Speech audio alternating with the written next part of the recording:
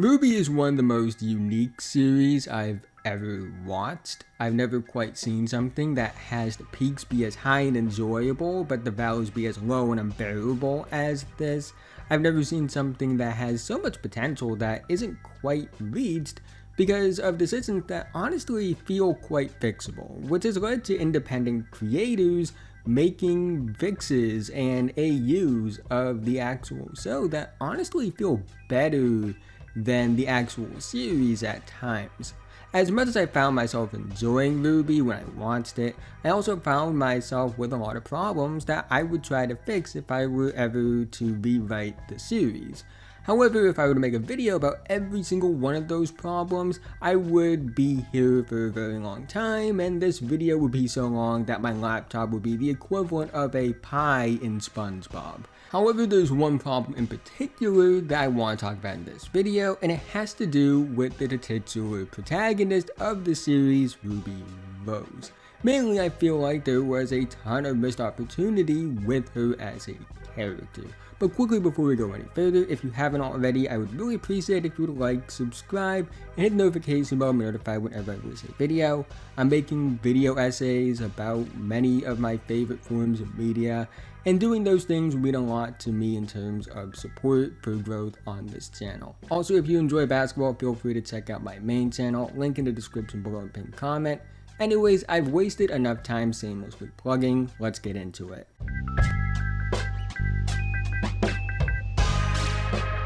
I think a good place to start is where I stand on RWBY as a character, and overall I think she is a fine character for the most part. Of the members of Team RWBY, she's easily my second favorite behind Weiss. Granted, that really doesn't say much because of how badly I think they ruined Blake and Yang as characters post Volume 3, although probably closer to post Volume 4 for Yang. But with RWBY in particular, I thought she was very enjoyable for the first 3 volumes. Her character felt very authentic and genuine. However, my problem with her character is that basically halfway through Volume 3 to the end of Volume 8, she really doesn't do much, and for a character who is the name of the team that the show is named after, I would like to see her do more. I'm not saying she needs to be doing everything, but this is supposed to be the main protagonist. She's on the front of all the posters. Again, the show is basically named after her, so it would have been nice to see her develop more as a character, simply by doing more than it feels like she has throughout a decent amount of the series. And I know they are capable of having her do more as a character and develop her as a character, because they did it in Volume 9.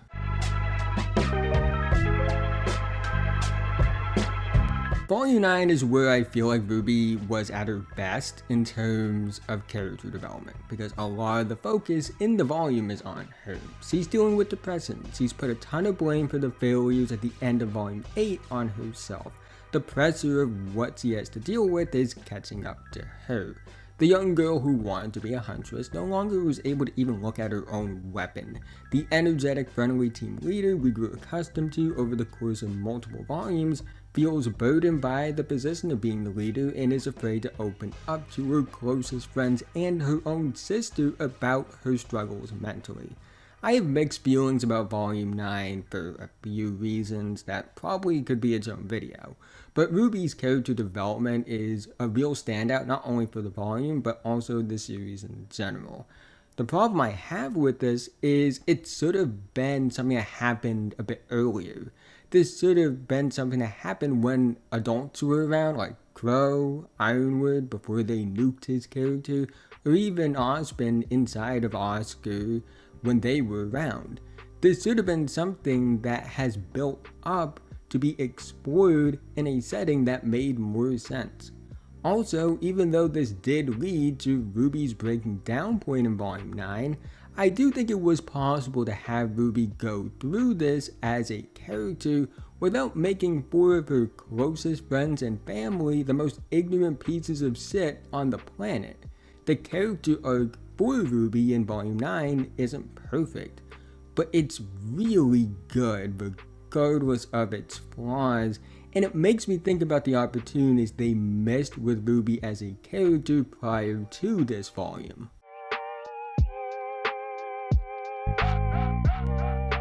One of the first ever things we learn about RWBY as a character is in the first episode. She was moved up 2 whole grade levels to attend Beacon, and I feel like outside of a few mentions of it here or there, or twice at the beginning of Volume 1, we don't really see them make enough of a point of this.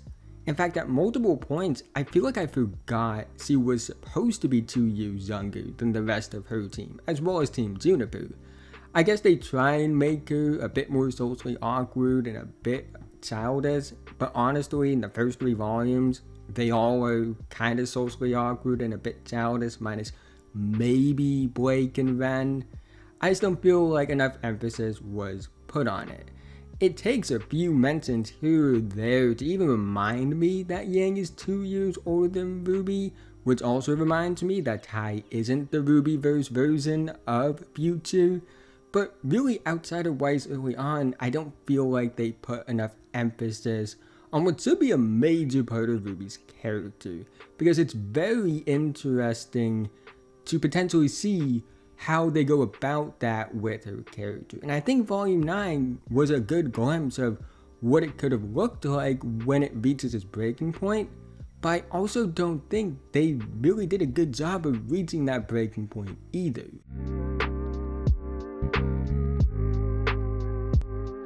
The reason I wanted to make this video is because of the idea of being a prodigy is very interesting to me, because of the fact that it's something that can be used in a form of media like RWBY that also somewhat relates to my main source of content creation, which is sports, more specifically the NBA and basketball. Being someone that mainly covers the NBA and a lot of the young players that will be the future of the league, I have seen many players from before my time, during my time, and in the future that are hyped up as prodigies. Sometimes we see those prodigies live up to the hype because they are that good and can handle the pressure. Other times, I see players that are hyped up as prodigies don't live up to the hype because of the pressure. It's too much for them to deal with at a young age, and the expectations were unfair because there was so much, on top of the fact the burden placed on them is from the expectations of others. But regardless of if a prodigy can deal with the pressure or not, the fact remains the pressure still exists when someone very young is viewed very highly and has expectations. It's a lot to deal with, and many who have had those expectations talk about how much of a burden it can be. Some who have failed to live up to those expectations that are very much unfair to them at such a young age have been open about the mental strain it put on them. And I think it would have been interesting to study that part of RWBY as a character.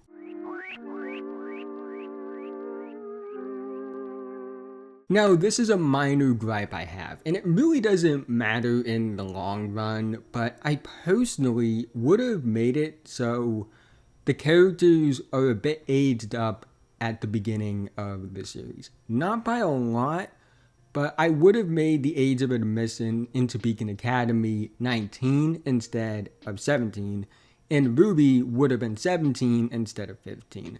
Basically, the ages they are from Volume 7 through Volume 9 is the age I would have made them at the start of the series. It's a very personal gripe I would change, but I do feel like it makes more sense because I view Beacon and the other academies as a college level school rather than a high school level school. And 17 to me is an age where you very much are still immature, but you also are beginning to learn to grow up. Where 15 I feel like is an age where you still are very childish, you aren't even old enough to drive yet.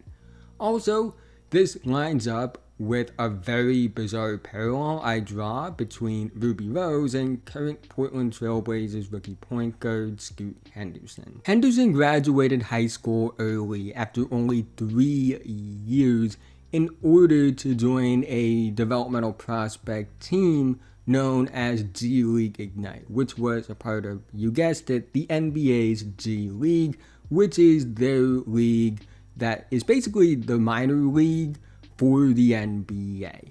making him the youngest US-born professional basketball player ever at the time, as he was just 17 years old. And he was unreal in the G League against much older competition for 2 years. He wasn't without his ups and downs like any young player, but he showed why he was a prodigy at the sport of basketball, that was playing in a league with players much older than him, also a league that was only a step down from the NBA, and he was dominant against guys that were 2+ years older than him, which is why he ended up being a top 3 pick in the 2023 NBA draft. However, he has struggled early on in the NBA, but at the same time, during his rookie season, even through the struggles, he has shown the flashes of potential that still make me very confident that he will live up to the Prodigy billing long term. He just has to adjust to the NBA, because even though he was great in the G League, the NBA is a different beast that takes time for even prodigies to adjust to. You might be wondering what this has to do with RWBY Rose. Well, I'll explain. Basically, this is how I would format RWBY as a character. Like Scoot, RWBY was a prodigy at a young age that ended up attending Beacon 2 years early, much like how Scoot left high school early to play in the NBA's minor league system. Beacon acts like the G League Ignite in this scenario. Beacon is a training ground, developing the next group of huntsmen and huntresses to protect the world, the same way the G League Ignite was made to develop the next group of great NBA players. And RWBY would have ups and downs, but overall she would excel during her time at Beacon, proving to be full of potential while also on the level or even better than those that are older than her, much like how Scoot was in the G League. But once Beacon falls and she has to travel the world, she would have her struggles, but would still show potential, the same way Scoot has during his rookie season in the NBA. I understand it's a very bizarre comparison to make, but at the same time, sports are what I know best, and that's the easiest thing for me to pull from.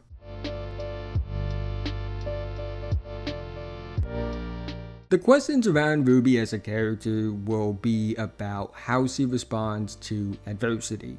Would she let the adversity manifest itself and lead her to spiral out of control? Would she fight through the adversity and keep pushing? Those are questions that I feel like she would have to answer over the course of the series. Weiss had legit reasons to be skeptical of RWBY as a team leader. She's 2 years younger than the rest of her team, she came off as a clumsy idiot that is too impulsive, and she doesn't take class seriously. Why would Weiss just accept her as the leader? I feel like that's a plotline that could have been stretched out more, instead of having it feel rushed like it was in the show proper. It would have been interesting to see RWBY have to prove to Weiss that she is a capable leader. She can be competent and is someone Weiss can trust. I think RWBY Rose being stuck in the middle as the team leader during the Weiss-Blake conflict would have been interesting, having to be the one to figure out how to keep her team from falling apart. It would have helped her grow up and be a real moment of development for her character. She would have to be the one to give Weiss a heart-to-heart conversation and show her that her way of thinking is very dangerous about the Vanas, which is another reason I would have made her 17 and the rest of the cast 19, because while 17 years old is an age you aren't really close to being fully developed, you do begin to form worldviews, albeit likely flawed ones, compared to when you're 15 years old. At least that's how it was for me. I think RWBY's time at Beacon should have been focused on how she's handling being forced to grow up faster than most her age, how she grows as a person and leader, and as she grows as both a person and leader, the more the rest of the team would trust and accept her as the leader. They would eventually begin to rely on RWBY because of her status as the leader, because she's proven she's very capable of being one, which over time would likely lead to inadvertently placing more of a burden on her post-fall of Beacon. They all would trust her, they all would rely on her to be the one that leads them And maybe it is too much for RWBY as he adjusts post-Fall of Beacon from being at the academy where there was a lot of structure to having to figure it out in a world post-Fall of Beacon where there isn't as much structure. Which to me is a much better way to handle the idea of RWBY letting the pressure get to her, causing her to spiral into depression and feel like she can't open up about her struggles to the rest of her team, rather than having her sister and 3 of her best friends be the biggest and most ignorant jerks on the planet that completely neglect how off RWBY is in Volume 9.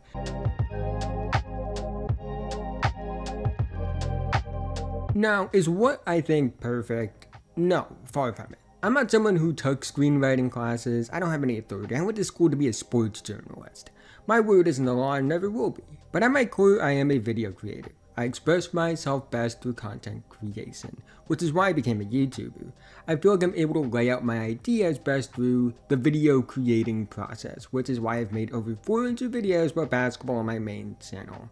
When I watched RWBY, I saw a fun series that I did enjoy that had a ton of wasted potential, and nothing stood out to me more than how underutilized Ruby Rose was as a character, while also seeing how they could have made RWBY a way more interesting character, not only based off my own thoughts, but based off what they tried to lay out but never capitalized on in earlier volumes. I'm no expert by any means. I'm not here to say that I could do a better job at writing this story, because I probably can't. However, it doesn't take a genius to realize that the titular protagonist should be a focal point of the story and should be developed more than just about 16% of the entire series like they actually have.